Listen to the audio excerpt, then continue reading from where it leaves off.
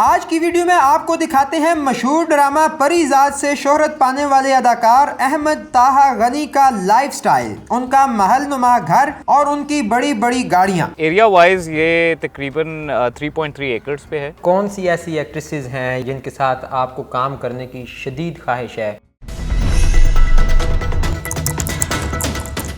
Urdu point से ज़ाहिर महमूद आपकी खिदमत में हाजिर है। नाजरीन, आज हम आए हैं इस्लामाबाद में मशहूर एक्टर अहमद ताहा गनी के घर, जिन्होंने फिल्म जरगार से अपने कैरियर का आगाज़ किया और उसके बाद कई पाकिस्तानी ड्रामों में काम करके इन्होंने नाम कमाया और ख़ासकर परीजाद ड्रामा के अंदर माजिद के किरदार से उन्होंने खूब शोहरत समेटी है। इनका लाइफस्टाइल बहुत लैविश है। इनके घर में पूल है, सिनेमा है, रीडिंग रूम और बहुत कुछ है जो आपको दिखाने के लायक है। तो आइए आज हम आपको लेकर चलते हैं अहमद ताहा गनी के घर में और दिखाते हैं उनका शाहाना लाइफस्टाइल।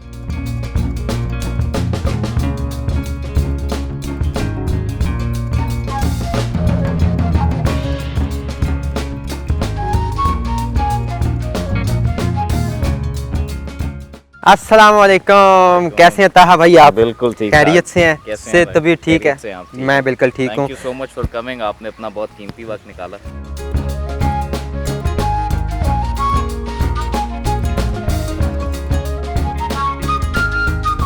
इतना शानदार घर, इतना शानदार लाइफस्टाइल आपका, गाड़ियाँ हैं, बागीचे हैं, पूल है घर में, कैसे बनाया ये सब कुछ? वेल ये अल्लाह ताला का बहुत फ़ज़ल है कि ये सारा कुछ जो है वो मुझे मेरे पेरेंट्स की वजह से ही मिला है और बस उन्हीं की मेहरबानी है और उसके बाद अल्लाह ताला की मेहरबानी है। कितना बड़ा ये घर है, क्या कुछ है इसमें जो आपने यहाँ पे सजाया हुआ है अपनी ज़िंदगी गुजारने के लिए? एरिया वाइज ये तकरीबन 3.3 एकड़ पे है और इसके अलावा इसके अंदर स्विमिंग पूल है, we have a separate section for our guests, theatre है और तकरीबन 7-8 कमरे। अरे वाह, क्या बात है। अच्छा, आपने फ़िल्म इंडस्ट्री में जो है वो बड़ा नाम कमाया है। जरगार फिल्म से आपने अपने कैरियर का आगाज़ किया, तो कैसा रिस्पांस रहा आवाम का जो देखने वाले थे आपके किरदार के हवाले से? आपका ज़ाती एक्सपीरियंस कैसा था उस फिल्म में? आई थिंक बाय फार अभी तक जितना भी मैंने काम किया है, यलगार was one of the most rewarding projects for me. बहुत अच्छा लगा बिकॉज़ वो मेरी पहली फ़िल्म थी और उसके अंदर जो है वो पाकिस्तान के उस वक्त भी और अभी भी हमारे सारे लेजेंड्स ने काम किया।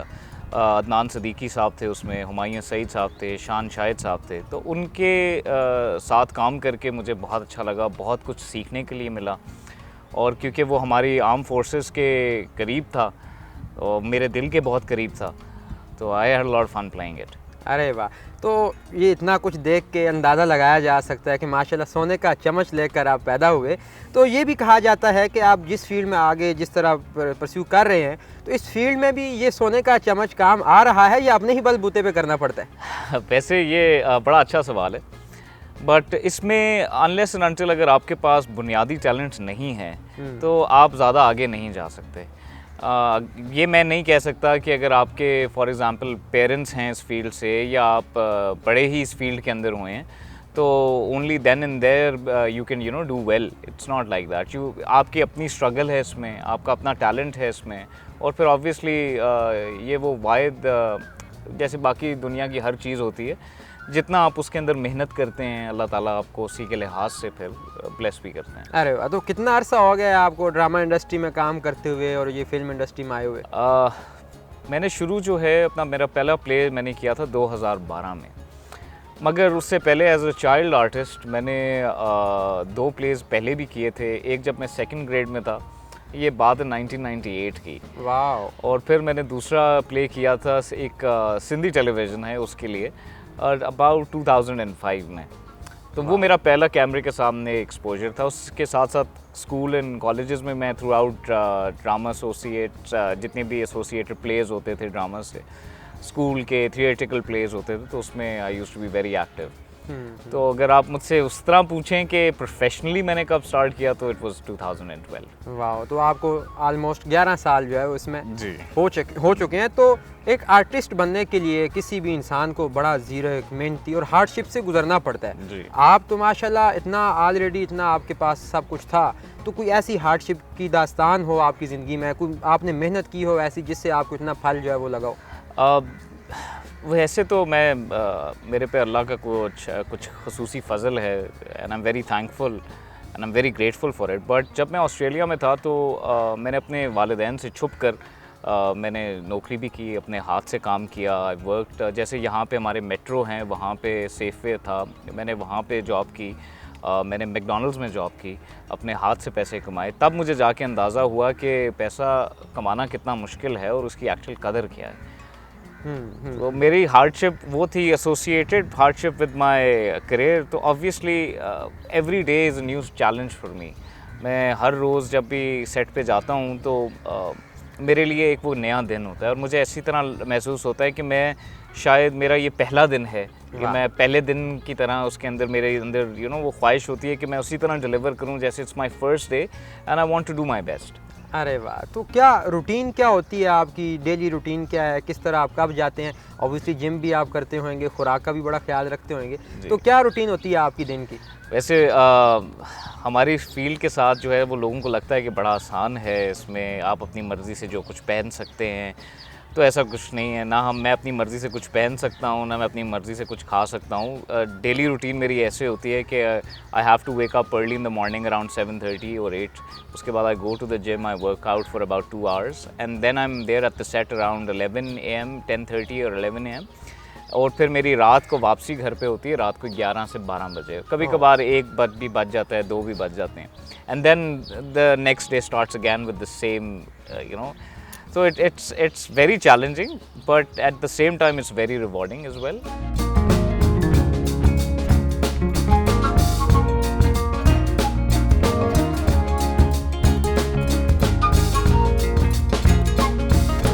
इतना बड़ा घर है आपका, तो कोई शौक भी पाले हैं आपने कि नहीं पाले? जी, हमें बोटानिकल गार्डन्स का शौक है। हम लोग अपनी वेजिटेबल्स को फार्म करते हैं, हमारे पास काउज हैं, बल्कि आइए मैं आपको वो भी दिखा देता हूँ।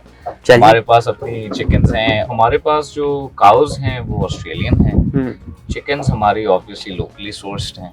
वेजिटेबल्स भी हमारी जो हैं वो हम लोग इधर से लोकल सोर्स करते हैं और फिर उनको खुद हमारे जो गार्डनर्स हैं वो करते हैं, क्योंकि मेरे वालिद साहब जो हैं वो बहुत एक्टिवली, उनको बहुत ज़्यादा गार्डनिंग का शौक है। तो बेसिकली हमारे पास यहाँ पे डिफरेंट किस्म की वेजिटेबल्स हैं। हमारे पास टमेटोज़ हैं, अनियंस हैं, ग्रीन बीन्स हैं, ब्रोकली है, फ्रूट्स में हमारे पास खुबानी है, जैतून है, और भी काफ़ी सारी चीज़ें जो मेरे इस वक्त माइंड में नहीं आ रही। बट या वेजिटेबल एक अच्छे वेजिटेबल गार्डन की, जो किचन गार्डन की जो भी चीज़ें होती हैं वो हैं। ये हमारी रोज़ी है। रोज़ी जी, इसका ये बहुत अच्छी है इस सेंस में कि ये मेरे दूध की रिक्वायरमेंट सारी पूरी करती है। वाह, ये कौन सी नस्ल से है? ये ऑस्ट्रेलियन काउज हैं, पैदा ये यहाँ पे ही हुई हैं। ये लैला है। लैला जी, वो शेरू है, एक टार्जन है और ये नाजली है। नाजली है। तो अब आप हमें कहाँ लेके जा रहे हैं? अभी मैं आपको लेके जा रहा हूँ अपनी स्टडी पे, जहाँ पे मैं मोस्टली बैठ के अपनी स्क्रिप्ट्स पढ़ता हूँ और मैंने कोई बुक वगैरह पढ़नी हो और मुझे घर वालों से थोड़ा सा भागना हो तो मैं वहाँ पे चला जाता हूँ। ये जो बिल्डिंग नजर आ रही है, ये क्या है, इसका क्या पर्पस है? ये हमारी एनेक्सी है। यहाँ पे हमारे गेस्ट वगैरह आके ठहरते हैं। एक इंडिपेंडेंट यूनिट है ताकि गेस्ट वगैरह की अपनी प्राइवेसी रहे और हमारे घर के फैमिली मेंबर्स की अपनी प्राइवेसी।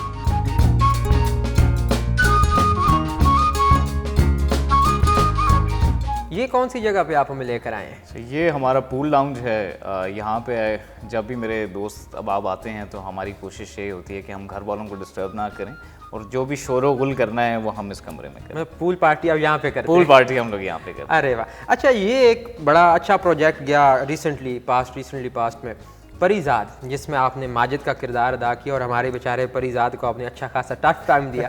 तो कैसा प्रोजेक्ट था? वहाँ से आपको कितनी शोहरत मिली, कैसा रिस्पॉन्स मिला आपको आवाम से, और आपको कैसा लगा ये किरदार अदा करके? In terms of popularity, तो there is no doubt about the fact कि Parizad was a massive hit और उसमें बहुत अच्छा लोगों ने, सारों ने, पूरी टीम ने बहुत अच्छा काम किया और लोगों को भी काफ़ी वो पसंद आया। स्पेशली मेरे लिए वो स्पेशल इसलिए था कि क्योंकि इससे पहले मैंने जितने भी कैरेक्टर्स किए थे वो 1 डायमेंशनल थे। ये वो वाला था जिसमें एक ग्रे आर्क थी पूरी। मैं ये नहीं कहूँगा कि वो बिल्कुल नेगेटिव था, बट ऑब्वियसली जब वो उसका कंक्लूजन हुआ कैरेक्टर का तो वो एक नेगेटिव लाइट में ज़रूर पेंट हुआ। But more than that I really had fun playing it, because उसके अंदर पहले आप एक इनोसेंट बंदे का कैरेक्टर कर रहे हैं और दोबारा फिर आप ये दिखाते हैं कि हालात की मजबूरी की वजह से वो बंदा किस तरह बदलता है।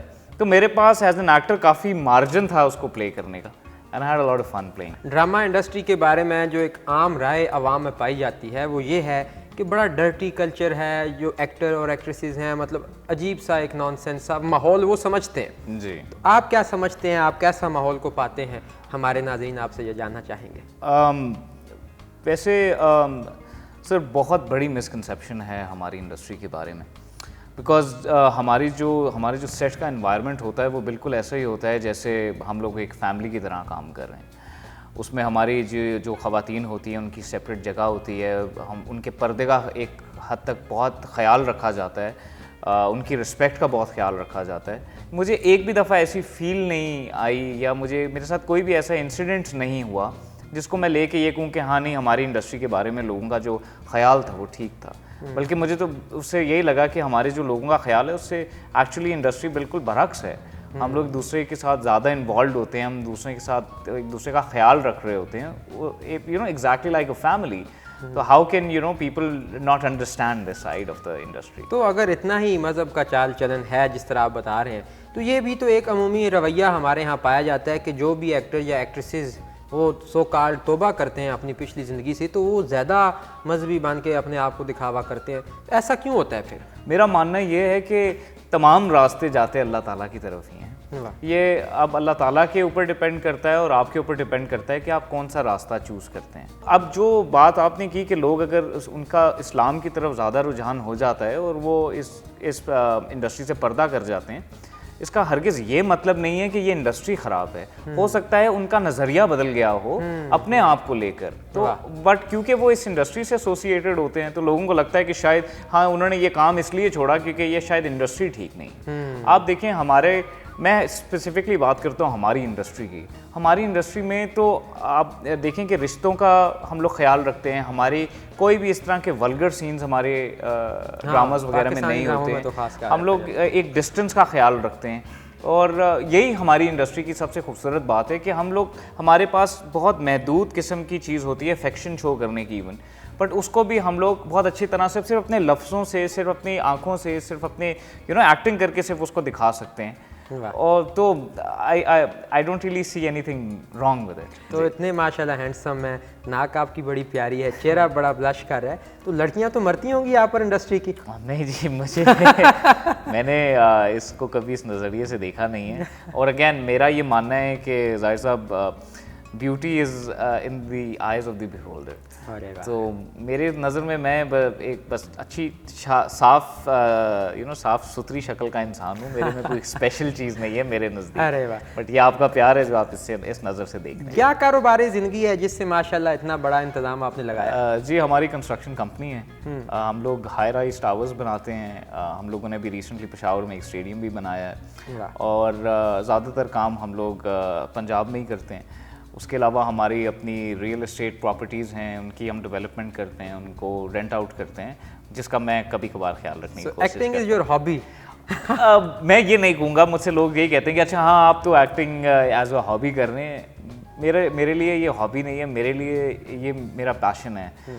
बिकॉज अनलेस एंड अनटिल, क्योंकि हमारे इतने ग्रूलिंग आवर्स होते हैं कि अगर if you not passionate about your work you can't sustain it. आप एक दिन चले जाएंगे, आप 2 दिन चले जाएंगे, जब आपने 25 दिन बगैर छुट्टी के जाके वही काम उसी तरह से करना होता है, तो unless and until you very passionate about your craft you not able to do it. अरे वाह, तो भाई हमें तो वो चीज़ देखने की ख्वाहिश और तमन्ना है कि जहाँ बैठ के आप अपने स्क्रिप्ट पढ़ते हैं फिल्म के और या ड्रामास के, तो अगर हमें आप अपने रीडिंग रूम में ले जाएं तो वहाँ का माहौल भी आपके साथ जो है वो एंजॉय करेंगे। कुछ छोटी मोटी बातें भी हो जाएंगी वहाँ पर। श्योर, चलिए।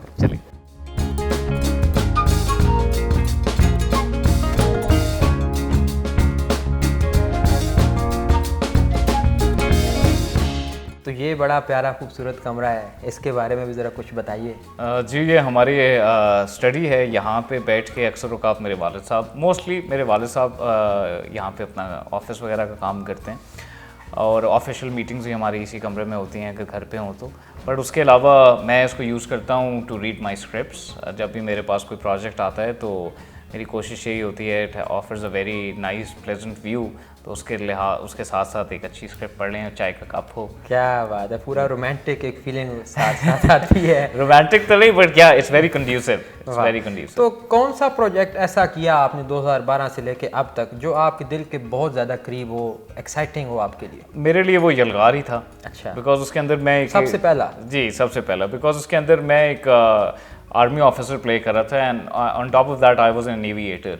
तो मेरे लिए जहाज़ों के साथ, जहाज़ों के अंदर बैठ के शूट करना, उसके बारे में, उसके मैकेनिक्स के बारे में पढ़ना, जहाज़ को उड़ाना सीखना, जो थोड़ी हद तक हम लोगों ने सीखा, तो वो मेरे लिए बहुत स्पेशल था। तो I had a lot of fun with that. तो कौन सी ऐसी एक्ट्रेसेस हैं या आर्टिस्ट्स हैं जिनके साथ आपको काम करने की शदीद ख्वाहिश है कि आप फ्यूचर में उनके साथ काम करना चाहेंगे? वैसे तो लिस्ट इतनी लंबी है कि ख़त्म ही नहीं होती। माशाल्लाह हमारे तमाम आर्टिस्ट जो भी काम कर रहे हैं, माशाल्लाह सबका काम बहुत अच्छा है।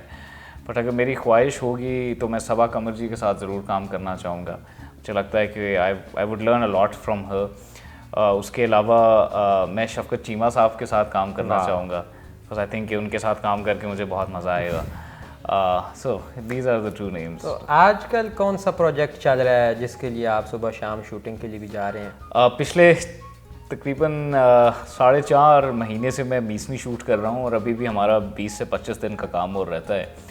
तो उसने लेके मुझे काफ़ी बिजी किया हुआ है, बिकॉज वो ऑन एयर होता है तो अक्सर औकात ऐसे होता है कि हम सीन आज शूट करते हैं और वो हम सेट पे ही होते हैं, तो वो सीन एडिट होके आ जाता है और अगले दिन लग जाता है। तो इतनी टाइट हम चल रहे हैं और but it's very exciting as well because very challenging. तो और कम समय में ज़्यादा काम डिलीवर करना, उसका प्रेशर ही ऑल टुगेदर अलहदा होता है। बहुत दफ़ा ऐसे होता है कि मैं तकरीबन 3-4 सीन्स के लिए एक सेट पे होता हूँ, फिर मैं 3-4 सीन्स के लिए दूसरे सेट पे जाता हूँ। तो इट्स वेरी एक्साइटिंग। तो आपका तो मेन किरदार है उसमें, अपने किरदार के हवाले से भी कुछ बताइए शॉर्ट सा कि कैसा आपका किरदार है और आप उसको कैसे निभा रहे हैं? मेरे जो कैरेक्टर का नाम है वो दानियाल है, और so Daniyal he is a very complicated person in terms कि उसकी एक हिस्ट्री है, और फिर वो हिस्ट्री उसके सामने उसके पेरेंट्स की एक हिस्ट्री है, फिर स्पेसिफिकली उसके वालिद साहब की, और फिर वो किस तरह उसकी अपनी ज़िंदगी को अफेक्ट करता है। तो उसको लेके चलना बड़ा मज़ेदार है। उसमें बिलाल कुरैशी साहब हैं जिन्होंने बहुत अच्छा काम किया है, हमारे डायरेक्टर हैं मीर सिकंदर साहब, फिर हमारे एक एसोसिएट डायरेक्टर हैं आसिम भाई। They have all worked very hard for it. फिर मेरे साथ मेरे एक और बहुत अच्छा दोस्त है, मेरा भाई बिल्कुल, जो मेरा एक्चुअली मेरे ड्रामा में मेरा छोटे भाई का कैरेक्टर प्ले करे, अली रज़ा उनका नाम है।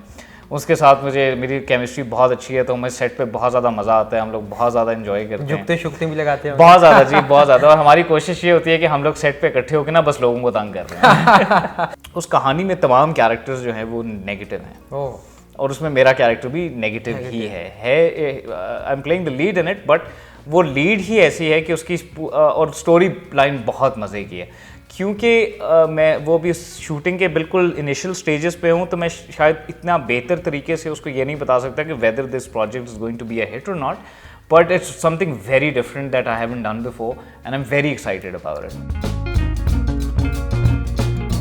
सो जाते जाते हमारी ख्वाहिश है कि आपका शौक़ है सिंगिंग, तो कुछ हल्का फुल्का हमें सुना दें।